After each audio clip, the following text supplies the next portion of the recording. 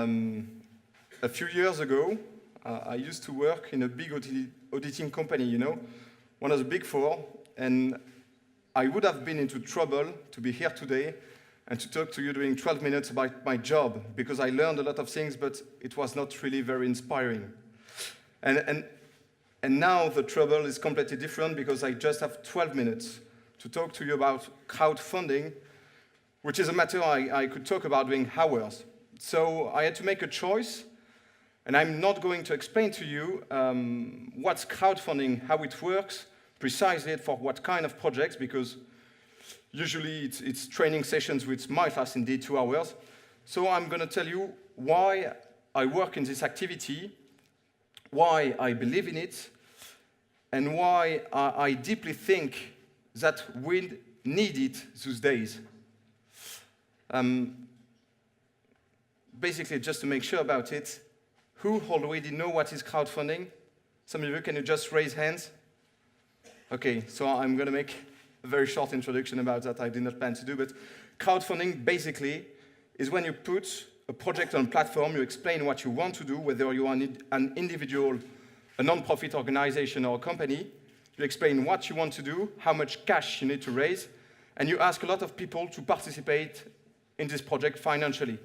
And it's either a donation or a gift in exchange for reward, which is non-financial. This is what we do at OUI, for example. But it can also be lending-based crowdfunding or equity-based crowdfunding. So a huge variety of crowdfunding, but the main thing is people financing each other's projects to help them launch their initiative. So basically, it's a very interesting subject, and a lot of journalists, we exist for 4 years now, call us, interview us, and when we explain to them how it works, one of their first questions very often is, "Wow, it's interesting, but why people give money to each other? Why do they trust them?" And in fact, it might be surprising, but I'm always tempted to answer, why should not we trust each other? You know, are we all untrustworthy? But still, so ask this question. And though this is a very interesting question, but I think we have to step back a little bit and to try to think a little bit about the economy in general. And I've got just a simple example. You all know about it. I think you all have one into your pocket. And this is a banknote. This is a 20-euro banknote. All of us, we accept that this is worth 20 euro. No one questions it. And why is that? There used to be a concept in the economy decades ago, which was the gold convertibility of money. Each country was supposed to have, gold stocks to cover the value of the money into circulation. It does not exist anymore. So the fact that we all believe that it's worth 20 euro, it's just thanks to trust. Just because all of us, we trust it. That's just trust. So in fact, the overall economy, the money, is just trust-based.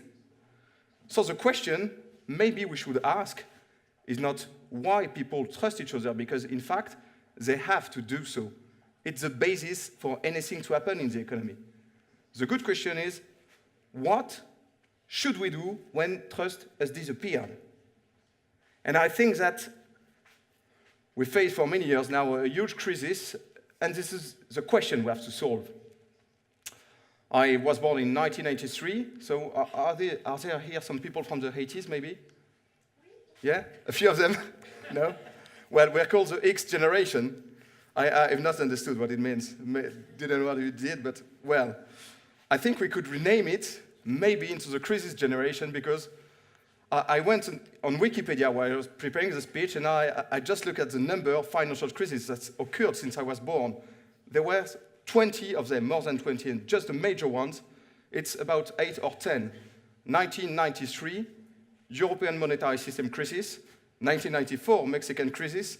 1997, Asian market crisis. 1998, Argentinian crisis. 1998, again, the Russian crisis. 2000, 2001, the internet bubble crisis. And since 2007, the worst since the 1930s, the subprime crisis, followed by a massive debt crisis. It's just like a brainwash. Don't you think so? It's crisis, crisis, crisis. I do not know how many times I've heard this word and all my generation, this word of crisis. In fact, I'm tired of it, and I'm really sick of it. And so, today I think we need some good news. We need some things to rebuild the trust that is absolutely necessary in our economies. And so I have a good news for you today, and this good news, it's crowdfunding. In fact, it's a bit of a lie, because crowdfunding is not new at all. It existed for centuries, in fact. We are here in Madrid, and you just need to go to Barcelona and to see the Sagrada Familia, and a part of it has been crowdfunding. So it's a wonderful example of crowdfunding. If you go to Paris, in the Sacré-Cœur, a part of the Sacré-Cœur has been crowdfunded too.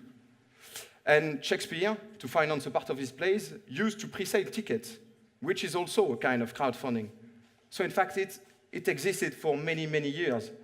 What's really new today is that it's done over internet platforms, thanks to the use of internet payment system and the massive use of social networks. It's what makes it really different. When you look at what happens on a crowdfunding platform, it's someone giving money or investing or lending money into someone else's project. It's an individual act of trust. And I think that what makes it really different from other systems is that it's peer-to-peer. It's disintermediated. To participate to a crowdfunding project, you don't need to trust an institution, you do not need to trust a bank, you do not need to trust politicians, you just need to trust an individual or a group of people, just like you and I. You can get in touch with, you can interact with them, you can ask them questions, whether by instant messaging systems or by email or thanks to social networks. You can get in touch with them. It's peer-to-peer financing. That's what makes crowdfunding really different from, other kind of financing, is that people do not need to trust something they do not understand. They just need to trust each other. That's what I believe in. That's what I fight for every day. And I think that the sum of all these little acts of trust, thanks to, a massive snowball effect, if you multiply it by thousands of acts of trust, will have, in the long term, a massive impact on the economy. Nowadays, it's, it's just a few people believe in it, but there is a concept in the economy I really like. It's the concept of self-fulfilling prophecies. Some of you know what's a self-fulfilling prophecy? Well, it's really, really interesting to understand how the economy works. It's if a large group of people, in the vast majority of people, believe that something in the economy is going to happen, then they act as a consequence of their expectation, and so indeed it happens. So for example, let's say that today I make a brilliant speech, which I'm not sure at all it's the case, but it's short, it goes on TV, on the web, it makes millions of views, and so after the speech, thousands of people think that Ululi is a great company and want to invest in it. So then we will have calls from a lot of investors. They will make some bets, higher and higher bets, to get shares of our capital, and so indeed, the value of our company will explode. It's just because they expected it that they acted as this, and that it happened. And so this was a positive self-fulfilling prophecy, but you can also have negative self-fulfilling prophecies. For example, let's say, Apple with the iPhone 6, maybe you've seen this buzz video that the iPhone 6 bends, so it makes a buzz around the web these days. If the vast majority of us and of many other people think that it's a nightmare for Apple and that the company will lose value, then we will sell our shares of Apple for those of us who have some, and so indeed, the value of the company is going to drop.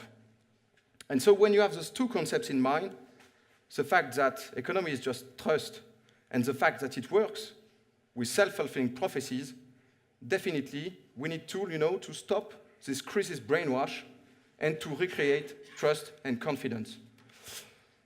And so I deeply think that crowdfunding is a tool that will help us do that, because if you multiply very individual act of trust, it will make a big change on the long term. These days, it's a personal prophecy, but some people, I think, believe in it because we are already 500,000 users on OUI.com. So it's nowadays the biggest European crowdfunding community in Europe. But I deeply believe that with your help and the help of many others, it can become a self-fulfilling prophecy too. Thank you.